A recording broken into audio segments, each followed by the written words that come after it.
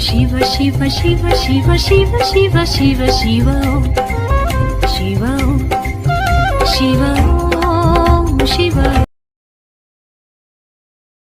எங்கும் நிறைபொருளாயிருக்கின்ற பரம்பொருளின் கருணையினாலே தோன்றிய உயிர்களெல்லாம் வாழ்க வளமுடன். கொஞ்சம் சளி தொண்டை கட்டியிருக்கு. பாரம்பரிய ஜோதிடத்தில் சூட்சமங்கள், ஜோதிடமே சூட்சமந்தான். ஜோதிடத்தை முழுசாக புரிஞ்சுக்கிட்டேன்னு சொல்லக்கூடியவங்க என்ன உள்பட யாருமே கிடையாதுன்னு நான் நினைக்கிறேன். சான்றோர்கள் வச்சுட்டே சொல்கிறேன். கொஞ்சம் நாங்கள்லாம் முன்னாடி போயிட்டுருக்குறோம், நீங்களாம் பின்னாடி வந்துட்டுருக்கேன்னு சொல்லலாம். ஆனால் நீங்களும் எத்தனை பேர் முன்னாடி வந்துட்டுருக்கிறீங்க எங்களுக்கு தெரியாது. அதனால் சூட்சமங்களை விளக்குவது என்பது முழுமையாக சாத்தியமல்ல. முழுமையாக சாத்தியமாக சொல்லவே முடியாது. அப்படி முழுமையாக சாத்தியமாக சொல்ல முடியுமானால் ஜோதிடத்திலே இத்தனை முறைகள் வந்திருக்காது. நாடி ஜோதிடம், பிரிவுமந்திரம், பாரம்பரியம், எண்கணிதம் இத்தனை வந்தே இருக்காது. அது ஒன்றுலே முடிஞ்சு போயிருக்கு. இதில் போனால் தப்பிச்சுக்கலாமா, அதில் போனால் தப்பிச்சுக்கலாமா, இதில் ஏதாவது விடை கிடைக்குமா, அதில் ஏதாவது விடை கிடைக்குமான்னு மாதம் மாதம் வகுப்புக்கு போகிறவங்க ஏராளம். எத்தனை வகுப்பு போனாலும் நோட்டு ஃபுல்லாக காப்பி பண்ணிட்டு வர்றோம், திரும்பவும் அந்த கேள்விக்குறியாக தான் நிற்கிறோம். அப்போ சூட்சமங்களை விளக்க முடியுமா அப்படிங்கிறது ஒரு கேள்விக்குறி தான். அதுலேயும் பாரம்பரியத்தில் முடியுமா அப்படின்னா அது மிகப்பெரிய கேள்வி. ஏன்னா பாரம்பரியம் என்பது ஒரு கணிதவியல். கணிதம் தெரியாமல் பாரம்பரியத்துக்குள்ளே நீங்கள் நுழையவே முடியாது. அதுக்கு பேசிக் கணிதம் என்பது ஆதியிலிருந்து நீங்கள் லக்கணம் எப்படி உதயமாகிறது என்று எடுத்துக்கொண்டு கிரகஸ்படத்திலிருந்து பாபஸ்படத்திலிருந்து அத்தனை கணிதங்களும் கற்றுக்கொண்டால்தான் பாரம்பரியத்தில் நீங்கள் குப்பையை கொட்ட முடியும். நெட்டெடுப்பு ஜோசியம் என்பது சொல்லிடலாம், இந்த ராசியில் இந்த கிரகம் இருந்தால் அப்படி, இந்த நட்சத்திரத்தில் இந்த கிரகம் இருந்தால் அப்படி, 27 நட்சத்திரத்துக்கும் பலன் சொல்கிறா, 9 கிரகங்களுக்கு பலன் சொல்கிறா, 12 ராசிக்கும் பலன் சொல்கிறா. ஆனால் பலன்கள் எல்லாமே கேள்விக்குறியாக இருக்குது. இத்தனையும் சொல்லி போட்டு பரிகாரத்தையும் சொல்கிறோம். எத்தனை பரிகாரம் சொன்னாலும் அத்தனை பரிகாரத்தை செய்தாலும் மீண்டும் ஒரு குட்டி செவில போய் முட்டுன நிலைமை தான் நமக்கு இருக்கு. ஆக ஜோதிடம் என்பது ஒரு முழுமையான கலை என்றாலுமே கூட அதை முழுமையாக அறிந்தவர்கள் என்பது ஒரு சிலரே. ஞானியெல்லாம் தபத்தினால் எல்லாம் சொல்லிட்டு போயிட்டாங்க. கண்ணை மூடி உட்கார்ந்த நிலையில் தபத்தினால் அத்தனையுமே சொல்லிட்டு போயிட்டாங்க. அவங்க படிக்கவும் இல்லை, கேட்கவும் இல்லை, பார்க்கவும் இல்லை, எல்லாம் ஞானத்தினாலே சொல்லிட்டு போயிட்டாங்க. அவங்க கற்றுக் கொடுத்த, அவங்க காட்டி கொடுத்த ஒன்று இரண்டைத்தான் நாம் அப்படியே தொடர்ந்து பின் போயிட்டு இருக்கிறோம். இதுலேயும் பல குழப்பம். இந்த சினிமாவில் இருக்கிற மாதிரி ஜோதிடத்துலேயும் பல வெடிகுண்டுகள் வச்சுட்டு இருக்காங்க. அங்கே ஒருத்தர் முன்னுக்கு வரக்கூடாது, இன்னொருத்தர் முன்னுக்கு வரக்கூடாது அப்படின்னு சொல்லி இதுலேயும் போட்டி பொறாமைகள் ஏராளம். அதனால் இதெல்லாம் கலைந்து நல்வாழ்வு சங்கம்னு ஒரு சங்கத்தை அமைச்சு இந்த நாமக்கல் மாவட்டம் ஒரு சிறப்பான ஒரு ஜோதிட வழிகாட்டு முறையை நடத்திட்டு இருக்கு. 2015 5வது கருத்தரங்கம் என்று நினைக்கிறேன். புனியசாமியெல்லாம் வந்திருந்தாங்க. இங்கே நாமக்கல் மாவட்டத்தில் முகநூல் ஜோதிட சங்கம், முகநூல் ஜோதிட சங்கம் சொல்லி நாங்கள் எல்லாம் ஒன்று சேர்ந்து ஒரு விழா எடுத்தோம். 11 வருஷம் கழிச்சு இங்கே வந்திருக்கிறது 16வது விழா. 11 வருஷமே நான் நாமக்கல் மாவட்டத்துக்கு வரவே இல்லை. ஆமாம், ஓடி போச்சு. இப்போல்லாம் அவ்வளவு ஆர்வம். 2015 இருந்த ஆர்வம்னா இவ்வளவு சொல்ல முடியாது. அவ்வளவு ஆர்வம் ஜோதிடத்தில். எதை சின்ன பித்தந்தலைங்கிற கணக்கில் அப்படி ஆர்வமாக இருந்தோம் ஜோதிடத்தில். சரி, நீ சப்ஜெக்ட் வந்துருப்போம். பாரம்பரியத்திலே சூட்சம முறைகள் சொல்லுவதில் சூட்சம முறைகள் பெரும்பாலும் நான் என்ன ஃபாலோ பண்ணுறனோ அதை நான் உங்களுக்கு சொல்ல போகிறேன். எனக்கு எது சரின்னு பட்டதோ அதை நான் உங்களுக்கு சொல்ல போகிறேன். என்னுடைய அனுபவம் என்னமோ அது உங்களுக்கு சொல்ல போகிறேன், உங்களோட பகிர்ந்து கொள்ள போகிறது தான். என்னை பொறுத்தளவுக்கு முதல்ல ஜாதகத்தை எடுத்தோன்னு லக்கணத்தை முடிவு செய்யணும். லக்கணத்தை முடிவு செய்யாமல் ஜாதகம் பார்ப்பது ஒரு முழுமையான நிலை அல்ல. இந்த லக்கணத்தை முடிவு செய்வதற்கு மிக அருகாமையில் இருக்கிற நவாம்சம் தான் அதுக்கு உங்களுக்கு உறுதியாக குறிகாட்டும். நவாம்சம் இல்லாமல் நீங்கள் லக்கணத்தை முடிவு செய்யவே முடியாது. நீங்க எந்த லக்கணத்தில் பிறந்தாலும் நவாம்சத்தில் அதே லக்கணம் விழுவதற்கு ஒரு சான்ஸ் உண்டு. அதாவது வர்க்கோத்தமம் என்று சொல்வோம். லக்கணம் அதே லக்கணமாக வருவதற்கு ஒரு சான்ஸ் உண்டு. அதற்கு அடுத்தபடியாக உங்களுடைய லக்னாதிபதி நவாம்சத்தில் எங்கே இருக்கிறாரோ அங்கு லக்கணம் விழுகும். இது இரண்டாவது அடிப்படை. அப்படி இல்லைனாக்க உங்களுடைய லக்னாதிபதி நவாம்சத்திலே எந்த ராசியிலே இருக்கிறாரோ அந்த ராசிக்கு 5, 9 தான் லக்கணம் விழுகு. இதுதான் லக்கணம் சரியான முறை.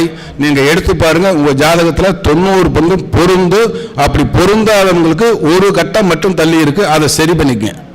நான் பல ஆயிரம் ஜாதகத்தில் ஆய்வு செய்து பார்த்ததுல பெரும்பாலும் வித்தியாசமே வரல. சரி, இது ஏன் இந்த லக்கணத்தை பார்க்கணும் அப்படின்னு சொன்னாக்க, நீங்க யார், உங்களுடைய கேரக்டர் என்ன, உங்களுடைய குணம் என்ன, இந்த உலகில் இந்த பிறவியை நீங்கள் எதற்காக எடுத்திருக்கிறீர்கள் என்பதை உங்க லக்கணம் தான் சொல்லும். உங்க லக்கணம் தான் அதை முடிவு செய்யும். நீங்க எப்படிப்பட்ட கேரக்டர் உள்ளவர்கள், உங்களுடைய குணாசியம் என்ன, இந்த உலகுக்கு எதற்காக நீங்க வந்திருக்கிறீர்கள், எதனால் இந்த பிறப்பெடுத்திருக்கிறீர்கள், என்ன கர்மாவை அனுபவிக்க போகிறீர்கள் அப்படிங்கிறத முழுமையாக சொல்வது உங்களுடைய லக்கணம் மட்டும்தான். அதனால் லக்கணத்தை முதலில் நாம் சரி செய்து கொள்ள வேண்டும். ஏன்னா லக்கணத்தினுடைய குணத்தை அந்த லக்கினம் சொல்வதில்லை. நல்லா புரிஞ்சுங்க. ஒரு மேச லக்கணத்தில் பிறந்துட்டா உடனே மேச லக்கணத்தினுடைய குணத்தை பூரா சொல்லிட்டு இருக்காருங்க. அந்த குணம் ஒத்தே வராது. அது ஒரு 10லேருந்து 20% ஒத்து வரும்.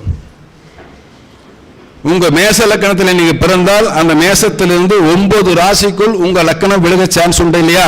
நவாம்சத்தில் ஒருத்தர் மேச லக்கணத்தை பிறந்தால் தனுசு லக்கணம் வரைக்கும் நவாம்ச லக்கணம் விழுக சான்ஸ் இருக்கா இல்லையா? அந்த நவாம்ச லக்கணத்தினுடைய ராசி அமைப்பும் அதனுடைய கிரக அமைப்பும் தான் உங்க லக்கணத்தினுடைய கேரக்டரை முடிவு செய்யும். இதை நீங்க முழுவே எடுத்துங்க. வெறும் ராசி சக்கரத்தை வச்சு சொன்னீங்கன்னா உங்க கேரக்டர் சொல்லவே முடியாது. இப்போ இதே மேடையில் ஒரு 10 நிமிஷத்துக்கு அப்புறம் நான் ஒரு சில கேள்விகள் கேட்குறேன். ஒரு ஜாதக சிலையாக கொடுங்க, இங்கேயே அதை உங்களுக்கு போட்டு உடச்சு காட்டுறேன் எப்படின்ட்டு. இங்கே பேசிட்டு போகிறதில்ல, பிரயோஜனம் இல்லை. எதையுமே செஞ்சு காட்டணும் இல்லையா? செஞ்சு காட்ட நான் தயார். அப்படி லக்கணத்தை மட்டுமல்ல, உங்களுக்கு எந்த பாவத்தை நீங்கள் ஆய்வு செய்ய வேண்டுமானாலும் அந்த பாபாதிபதி நவாம்சத்தில் நின்ற நிலை தெரியணும். ஒரு ஜாதகத்தை நான் பார்க்கறதுக்கு முதல்ல லக்கணத்தை சரி செய்யணும், லக்கணத்தினுடைய குணத்தை தெரியணும், லக்கணம் நின்ற சாரம் தெரியணும், லக்கணம் நின்ற நவாம்சம் தெரியணும், லக்கினாதிபதி நின்ற நவாம்சம் தெரியணும். லக்கினாதிபதி நின்ற நவாம்சத்துக்கு எத்தனை இடத்துல நம்ம லக்கணம் வந்து பார்க்கணும். இது ஃபர்ஸ்ட் பாயிண்ட். அதுக்கப்புறம் லக்கணத்துக்குன்னு ஒரு காரகாதிபதி இருப்பார்.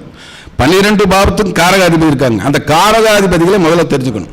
இந்த காரகாதிபதியுடைய நிலைப்பாடு என்ன அதையும் தெரிஞ்சுக்கணும்.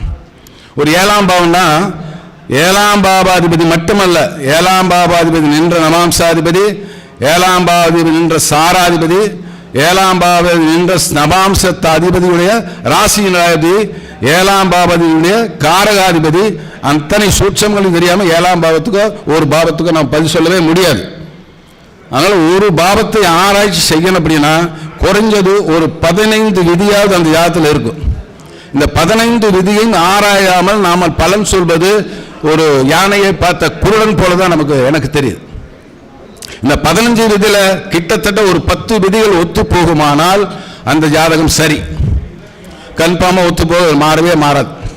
இதுதான் ஜோதிடத்தில் பாரம்பரியத்தில் இருக்கிற சூட்சமம். ஆனா பாரம்பரியத்தில் நாம் என்ன செய்யறோம்? சுவர் பாவ பிரிச்சுக்கிறோம், இந்த தேவரணி அசுரரணி பிரிச்சுக்கிறோம். அதே மாதிரி பகைவர்கள் சுபர்கள் அப்படின்னு பிரிச்சுக்கிறோம். ஆனால் என்னை பொறுத்தளவுக்கு ஆகாயத்தில் இருக்கிற 9 கிரகங்களும் நல்லவர்களே தான். யாரும் பகைவர்கள் கிடையாது, யாரும் சுபர் கிடையாது, யாரும் அசுபர் கிடையாது. அவங்க உங்க ஜாதகத்தில் எங்க உட்கார்றாங்களோ அப்பதான் அவங்க சுபராகவும் பாவராகவும் மாறுறாங்க. அந்த சுபரா பாவராங்கிறத நாம் அறிந்ததுக்கு பின்னாடி தான் அதை சுபர் பாவர்னே சொல்லணும். எடுத்தோடனே குரு சுபரு அப்படின்னு சொல்லிட்டா, குரு எதுக்கு சுபரா வருவாரா? அதுதான் வருவார். எல்லாத்துக்கும் சுபரா வருவாரா? அந்தனும் தனித்து இருக்க அவதிகள் மெத்த உண்டான்னு பாட்டு பாடுறோம். ஏழில் குரு தனித்து நின்றால் இல்லைன்னு சிரிப்பில்லைன்னு பாடுறோம். அப்ப அந்த குருவை எந்த இடத்துல நம்ம நல்லவரை வச்சுக்கிறோம்? எதற்காக நல்லவரை வச்சுக்கிறோம்? அவருடைய காரகாதிபத்தியம் என்று வருகிற போது ஒரு புத்திரக்காரனாகவோ அல்லது தனக்காரனாகவோ ஒரு தர்மக்காரனாக வருகிற போது மட்டும்தான் அந்த குருவை நாம அலசி ஆராய வேண்டியிருக்கு. இப்படி ஒவ்வொரு பாவத்திற்கும் பாபாதிபதி நின்ற நவாம்சாதிபதி, அந்த நவாம்சாதிபதி நின்ற ராசியாதிபதி, அந்த நவாம்சாதிபதி நின்ற லக்கினாதிபதி என்று அத்தனையும் நம்ம எடுத்து பார்த்து தான் பலன் சொல்ல வேண்டியது இருக்கு. அப்படி சாதாரண ஒரு எளிய முறையில் ஒரு பலன் சொல்லிட்டு நாம் போகவே முடியாது என்பதற்கு தான் ஒரு சின்ன உதாரணத்தில், இங்க யாருக்காவது உங்களுக்கு ராசி நவாம்சம் தெரிஞ்சவங்க இருக்கீங்களா? யாராவது ஒரு கேள்வி, ஏதாவது ஒரு பாவத்தை பத்தி கேளுங்க, இங்க முன்னாடி வந்துருங்க. ராசி நவாம்சம் இருக்கணும். ராசி நவாம்சம் இல்லாம கேள்வி கேட்காதீங்க, பதில் சொல்ல மாட்டேன். ராசி நவாம்சம் இருந்தால் வாங்க, உங்களுக்கு எந்த பாவத்தை பத்தி கேட்குறீங்களோ அந்த பாவத்தை பத்தி கருத்து சொல்றேன். வாங்க, தைரியமா வாங்க, வாங்க, பயப்படாம வாங்க, காசாப்படாம ஒண்ணு இல்லை, வாங்க. இன்னும் அங்கே இல்லைங்க. உங்க லக்கணம் என்ன? தனுசு லக்கணம். ஐயா வந்து தனுசு லக்கணம்.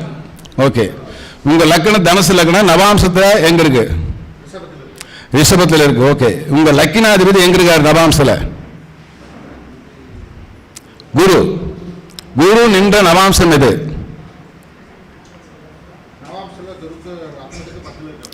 என்ன பாவம்? மீனத்தில் இருக்கார். அப்படின்னா இப்ப பாத்தீங்க நவாம்ச லக்கணம் என்ன சொன்னீங்க? ரிஷபம்.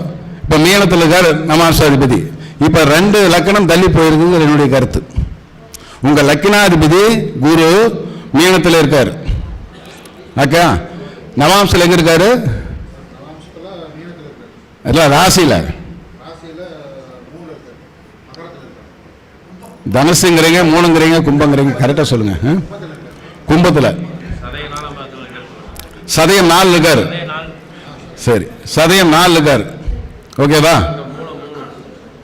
சரி, இப்போ உங்க லக்னாதிபதி ராசியில 3ஆம் இடத்துல இருக்காருங்க விட நான் 4ஆம் இடத்துல இருக்காருன்னு சொல்றேன். இப்ப 4ஆம் இடத்துல இருக்காரு அப்படின்னு சொன்னா இந்த ஜாதகம் ஒரு சுகவாசி.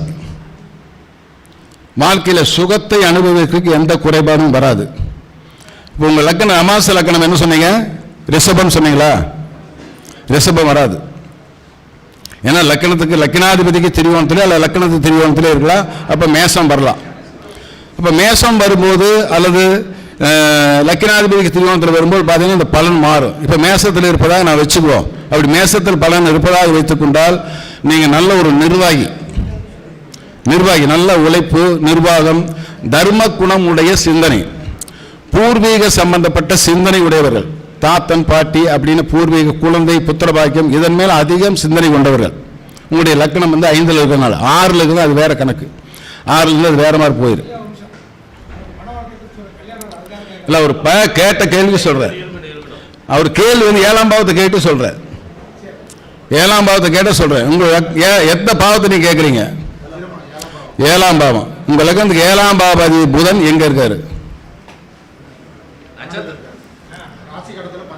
ராசி கட்டத்துல 12ல. என்ன நட்சத்திரம் இருக்காரு கேட்டியா? சனிசாரம். சரி, சுக்கிரன் எங்க இருக்காரு? 11ல. நவாம்சல் எங்க இருக்காரு?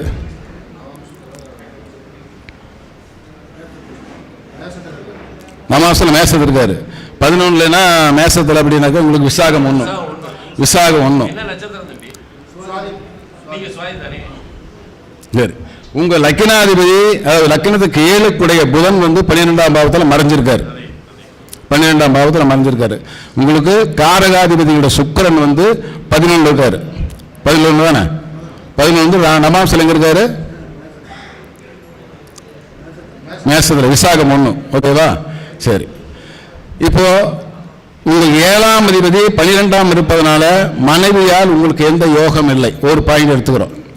நவாம்சல புதன் எங்க இருக்காரு? அனுசா.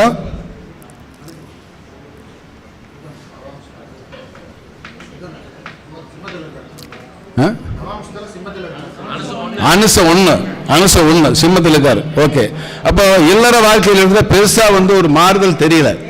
அனுச 1ல் இருக்கும்போது ஒரு பெருசா மாறுதல் தெரியல. 12 இருந்தாலும் மல்லரம் என்பது ஒரு பிரச்சனை இல்லாமல் இருக்கு. சுக்கிரன் 11 இருந்தாலும் நவாம்சர் வந்து 5க்குடைய நவாம்சம் போனால இல்லறம் வந்து ஒரு பிரச்சனை இல்லாததான் நமக்கு தெரியுது.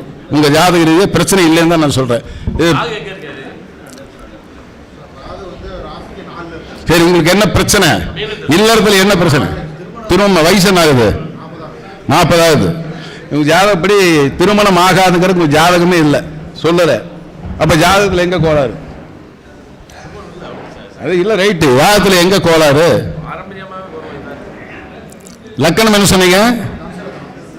இல்ல, நவாம்சல. சரி, அங்க மாட்டிச்சு, அங்க மாட்டிச்சு. அதான் மேசம் வரும் சொல்ல. மூலம் 1 இருக்கு. மூலம் 1 தானே? மூலம் 2. நான் மூலம் 1 சொன்னேன்.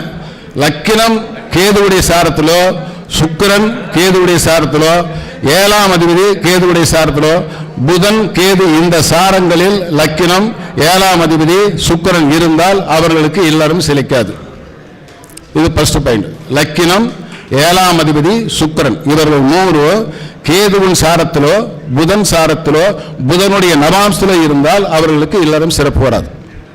இது அதாவது என்ன சொல்ல போனா, லக்கினம் அப்படிங்கறனால உங்களுக்கே இல்லறத்துல ஈடுபாடு குறைவு, இன்ட்ரெஸ்ட், கல்யாணம் செஞ்சுக்கலாம் அப்படிங்கிற இன்ட்ரெஸ்டே குறைவா தெரியுது. எப்படி இருக்கு? ஆமா, சரி, வயசாயிடுச்சு. சரி, வேற கேள்வி. ஒரு கேள்வி கேளுங்க. சரி, எந்த பாவத்தை பத்தி கேக்குறீங்க?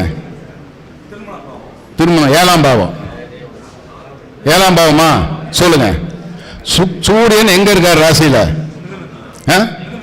மிதுனத்துல. சரி, 7ஆம் பாவம் புதன் ஏறிட்டாரு ஃபர்ஸ்ட். அப்புறம் என்ன சாரத்தில் இருக்காரு? புனர்பூசம் 3. அங்கேயே போயிட்டாரா? புனர்பூசமா அங்கேயே மிதுனத்துல வர்க்கோத்தம் வாங்கிட்டாரு. 7ஆம் அதிபதி புதன் வீட்டில் போய் வர்க்கோத்தமமான 7ஆம் இடம் கேள்விக்குறிதான். இது நவாம்சம் தான் சொல்லுது. 7ஆம் அதிபதி சூரியன் புதனுடைய ராசிக்கு போய் புதனுடைய நவாம்சத்திலே உட்கார்ந்தா உங்களுக்கு 7ஆம் இடம் கேள்விக்குறிதான். ஆமா, அவ்வளவுதான். 7ஆம் இடம் அவ்வளவுதான், கேள்விக்குறிதான். இல்லற வாழ்க்கையில் இன்பம் இல்லை, இன்பம் இல்லை. அதுதான், இதுதான் பாயிண்ட். டக்கு டக்குன்னு எடுத்துடலாம். நோயா? அது தசாபத்தி வச்சுக்கலாம். ஒரு பாவத்தை மட்டும் பத்தி கேளுங்க.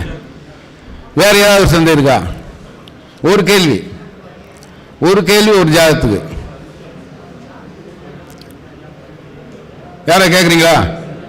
சரி, பரவாயில்லையா? சரி, இப்ப இது மாதிரி நீங்க நவாம்சத்தை மட்டும் எடுத்துக்கிட்டு ஒவ்வொரு பாவத்துக்கும் அதனுடைய காரகாதிபதியும் எடுத்து நீங்க பார்த்தீங்கன்னா பலனை எளிமையாக சொல்ல முடியும். கேள்வி கேட்டு நம்ம போட்டு குழப்பிட்டு இருக்க வேண்டிய அவசியமே இல்லை. டக்கு டக்கு டக்கு டக்கு டக்குன்னு 2 பாயிண்ட் அடிச்சுட்டு போயிட்டே இருக்கலாம். இதுதான் பாரம்பரியத்தில் இருக்கிற ஒரு மிகச்சிறப்பான ஒரு அடிப்படை தத்துவம். அதனால பாரம்பரியத்தை முதல் நீங்க படிங்க. பாரம்பரியத்தில் கணிதவியல் கத்துக்குங்க. பாரம்பரியத்தை பொறுத்தளவுக்கு நவாம்சம் மிக மிக மிக முக்கியம். நவாம்சத்தை நீங்க தொடாமல் சொல்லவே முடியாது. இப்ப மேலோட்டமாக சொல்றதா நவாம்சம் என்பதை ஒழிய, இந்த நவாம்சத்திலே நவாம்சம் என்ற ஒரு கோட்பாடு இருக்கிறது. இந்த நவாம்சம் தான் மிக மிக மிக உங்களுக்கு துல்லியமா கொண்டு போய் காட்டிடும். எந்த சந்தேகம் வந்தாலும் கொண்டு போய் துல்லியமா காட்டிடும். இப்ப அவர் சொன்ன மாதிரி எல்லாருமே பாத்துங்க, 7ஆம் பாவாதிபதி, 7ஆம் பாவாதி நின்ற நட்சத்திராதிபதி, நின்ற நவாம்சாதிபதி சுக்கிரன் நின்ற நட்சத்திரம், சுக்கிரன் நின்ற நவாம்சம். இந்த இதை புதன் கேதுவுடைய தொடர்புக்கு போய்விட்டாலே இல்லறம் இல்லை. ஆனா அதே 2ஆம் பாவாதிபதி அதே புதன் கேதுவுடைய தொடர்புக்கு போனால் கல்வி சூப்பர். அப்போ ஒரு கிரகம் 7ஆம் பாவத்துக்கு வருகிற போது அந்த புதனும் கேதும் பாவராக மாறுகிறாங்க. 2ஆம் பாவத்துக்கு வரும்போது கல்வி என்று வருகிற போது மிக உயர்ந்த நிலைக்கு வர்றாங்க.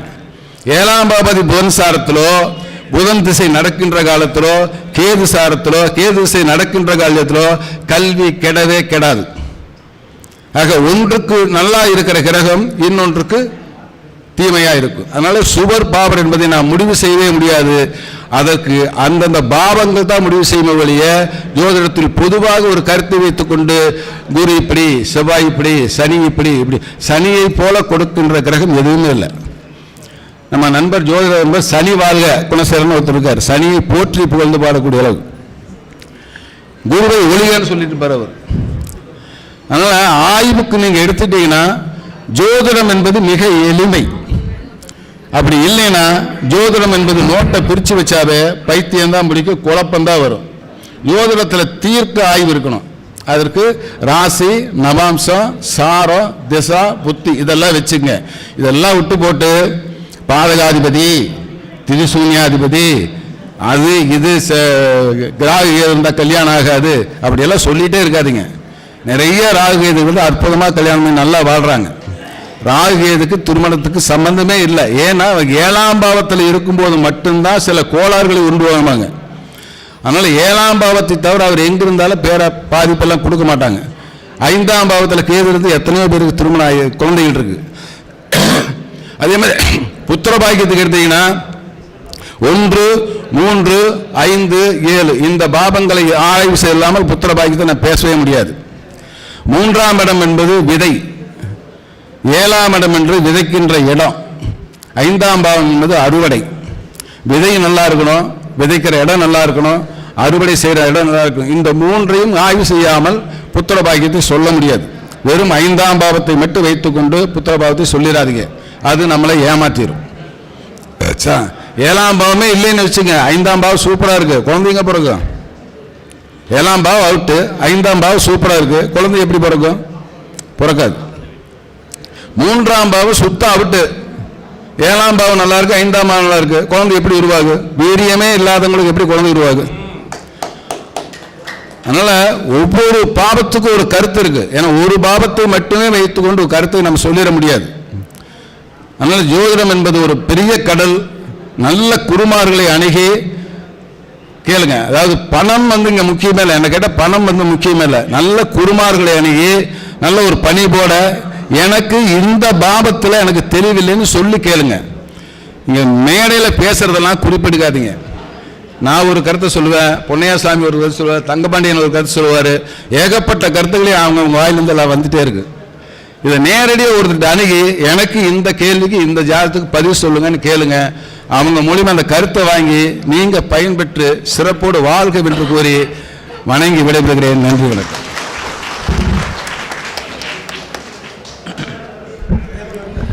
மிக அற்புதமாக அன்பிற்கிய வாஸ்து ஈஸ்வரன் ஐயா அவர்கள் பாரம்பரிய ஜோதிடத்தின் சூட்சமங்களை, எப்படி ஜோதிட பலன் பார்க்க வேண்டும், அதனுடைய நவாம்சத்தின் தத்துவங்கள் என்ன என்ற விளக்கத்தை மிக அருமையாக, அதிலும் நவாம்சத்தை வைத்து பலன் பார்த்தால் மிக சிறப்பாக இருக்கின்ற ஒரு கருத்தையும் சொல்லியிருக்காரு. நவாம்சம் என்றது நிறைய பேர் கேள்விப்படாத கூட இருப்பீங்க உங்களுக்கு. ஆனால் ரொம்ப ஃபர்ஸ்ட் கிளாஸாக அந்த நவாம்சத்தை வைத்து பலன் பார்க்கும் முறை இருக்கு. அதை கால்குலேஷன் ரீதியாக பண்ணி பார்த்தீங்கன்னா ரொம்ப துல்லியமாக பலன் இருக்கும். அருமையாக பேசிய நம்முடைய வாஸ்து ஈஸ்வரன் ஐயா அவர்களுக்கு நாமக்கல் மாவட்ட ஜோதிடர் நல்வாழ்வு சார்பாக மனமார்ந்த நன்றிகளை தெரிவித்துக் கொள்கின்றோம். ஐயா அவர்களுக்கு வாஸ்து ஈஸ்வரன் ஐயா அவருக்கு வாஸ்து மகா ஞானேஸ்வர் என்ற பட்டமும் விருதும் வழங்கி கௌரவிக்கப்படுகிறது. ஐயா